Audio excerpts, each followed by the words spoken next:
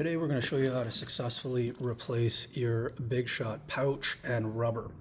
And in this case I'm holding a Slapshot. This is our in-house manufactured launcher, and we're going to show you how to put the rubber on correctly, show you how to take it off correctly, and show you to have no twists and get you back to where it was when it was brand new. Okay, we're going to take the rubber off, and the best way to do that is with a pair of scissors. These are cheap Amazon scissors. Do not use an X-Acto knife unless you're a really good knifeman.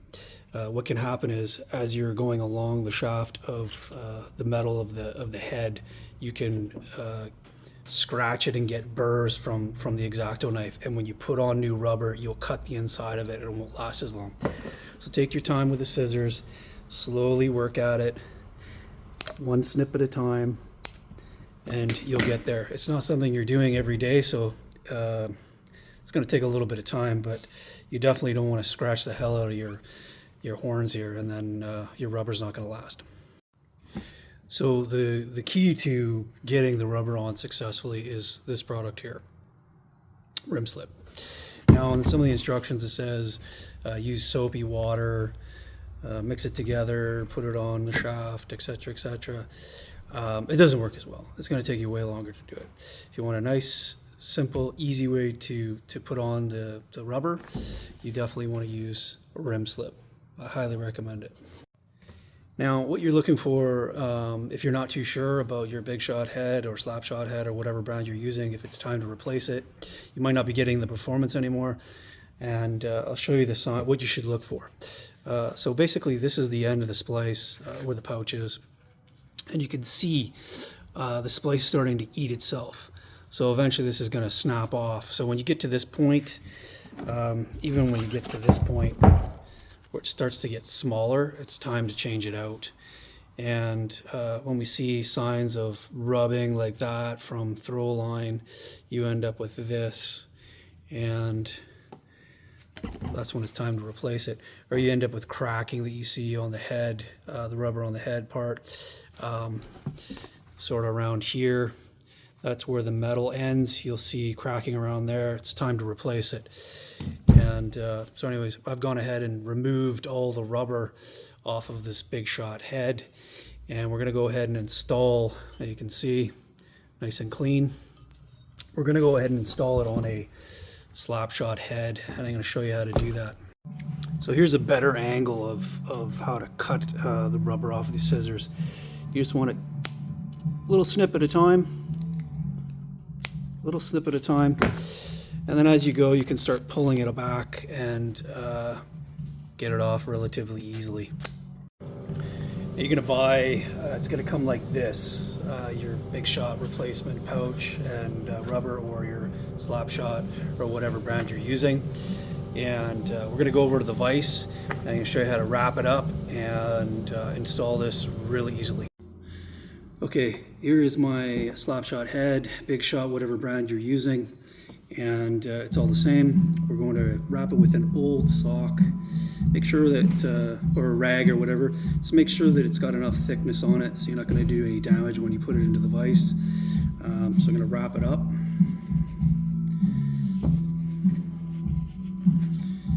And I'm going to put it in the vise. I'm going to make sure that we're going to make it nice and taut, but we're not going to crank it down like we want to kill it. We don't want to crunch it or anything like that. We just need it to sit in place while we put a little bit of elbow grease on the rubber when we're sliding it on. So it's almost there, nice and secure. And we're going to go ahead and lube up the rubber and slide it on. Okay, we're ready to install the rubber on the metal shafts.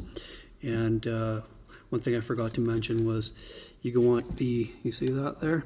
The label is always facing up. And on the inside, this webbing is always facing down. I'm going to go ahead and lube it up, and we'll get the first one on. So I got my rim slip here. Dip it down. You only need to dip it for a couple seconds.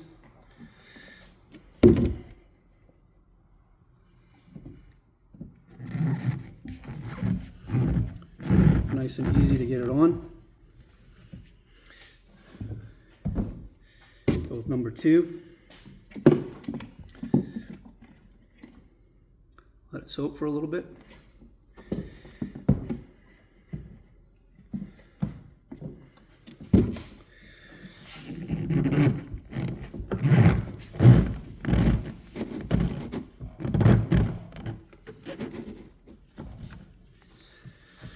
Okay, she's on. Now I'm going to show you how to get the twists out, because I'm pretty sure it won't be perfect. So we're going to get the twists out next. But you don't need to put the rim slip on the shaft. You just need to dip the rubber in it, and then it slides right on like a piece of cake. And you want these to be right in the position they're on. You don't want to, that needs a little bit more. You don't want to push it too hard and then the rubber is coming over and they're like off balance. You want them exactly right there in the end of the shaft. Okay, so you can see that there's a bunch of twists in this. And I'm going to show you where it should be. And we're already lubed up there. So it's going to be really easy to take these twists out. So I'll show you what it should look like. It should be facing like this. So it's basically the webbing should be flat in either direction. So you can see they're both really messed up, and this is not going to perform correctly. So I'm going to go ahead and twist the top rubber on here until I get this exactly where I want it.